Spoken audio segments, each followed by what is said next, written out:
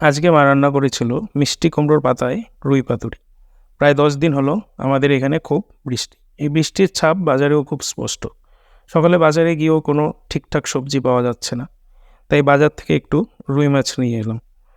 আর বাড়িতে কুমড়ো গাছ থেকে পাতা ছিঁড়ে ওই দিয়ে মা বানিয়ে ফেললো দুর্দান্ত স্বাদের রুই পাতুরি। তো এই রুই পাতুরির জন্য প্রথমেই কিছুটা সাদা সর্ষে ও কালো সর্ষে আর সাথে 1 চা চামচ পোস্ত নিয়ে ভিজিয়ে নিলাম। 10 মিনিটের জন্য সর্ষে পোস্ত ভিজিয়ে রেখে কুমড়ো পাতাগুলো একটু বেছে নেব। কুমড়ো পাতার শিরাগুলো বেশ শক্ত হয়, তাই এইভাবে পাতাগুলো বেছে নিতে হবে। লাউ পাতা হলে বাছার প্রয়োজন হয় না, কারণ লাউ পাতা অনেকটা সফট হয়।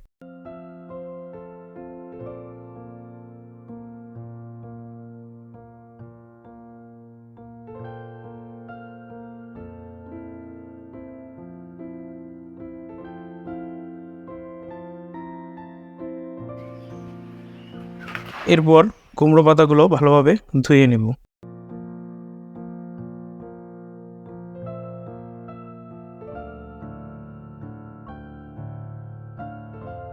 এখন আমরা প্রথমেই ভিজিয়ে রাখা সর্ষে পোস্ত শিলে বেটে নিব। সাথে 4-5টা কাঁচা লঙ্কাও বেটে নিব।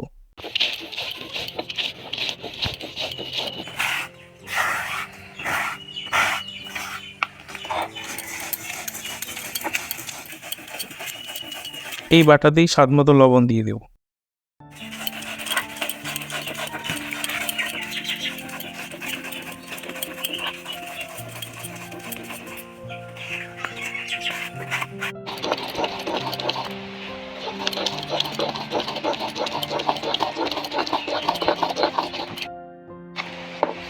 বাটা হয়ে গেছে। আপনারা চাইলে মিক্সচারও পেস্ট করে নিতে পারেন।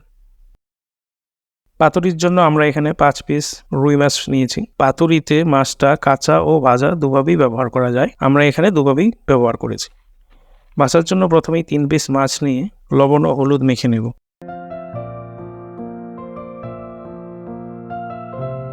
এরপর একটা কড়াইতে তেল গরম করে মাছগুলো দিয়ে দেব।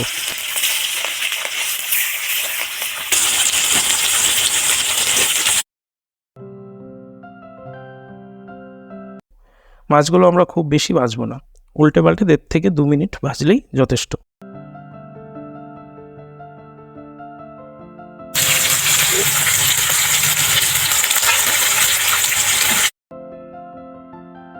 মাছ ভাজা হয়ে গেছে। এবারে এক এক করে মাছগুলো নামিয়ে নেব।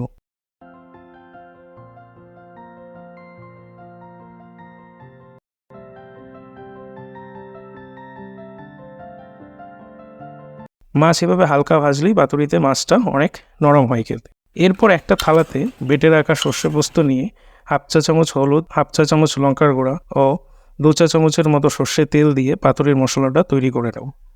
যেহেতু সর্ষে পোস্ত বাটার সময়ই আমরা লবণ ব্যবহার করেছি, তাই এখানে আর আলাদাভাবে লবণ ব্যবহার করিনি। মশলা তৈরি হয়ে গেলে ধুয়ে রাখা কুমড়ো পাতাগুলো নিয়ে এভাবেই সর্ষে পোস্ত বাটাটাকে পাতার গায়ে লাগিয়ে নিব। এরপর এখানে 1 পিস মাছ দিব। মাছের ওপর আর কিছুটা মশলা লাগিয়ে নেব।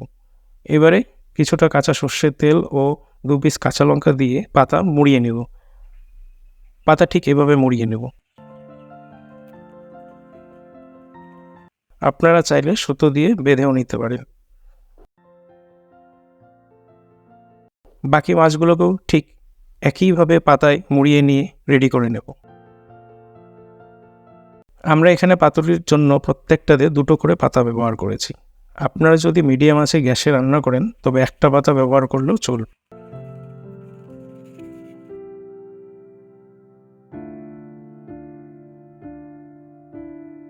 দেখুন, আমরা পাতুরিতে কিন্তু কাঁচা ও ভাজা দুটো মাছই ব্যবহার করেছি।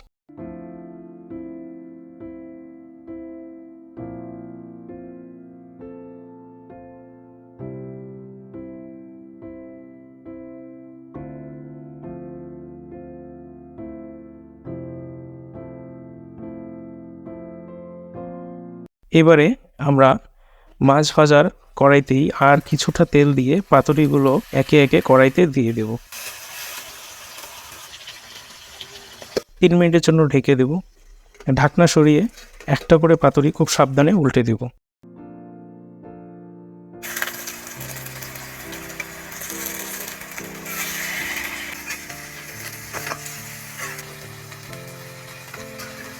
আবার 3 মিনিট ঢেকে দেব।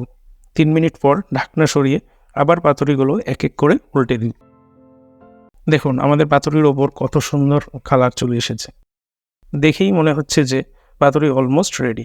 আর কুমড়ো পাতাগুলো কিন্তু ভাতের সাথে খেতে বেশ লাগে।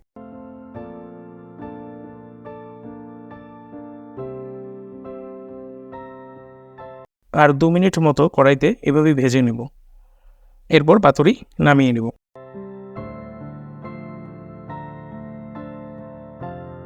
আমাদের পাতুরি একেবারে রেডি। আমি প্রথমেই একটা কাঁচা মাছের পাতুরি নিলাম। দেখুন পাতাটা কত সুন্দরভাবে হয়ে গেছে। আর ভেতরে পাতুরির রংটাও কত ভালো হয়েছে। মাছটাও কতটা তুলতুলে হয়েছে।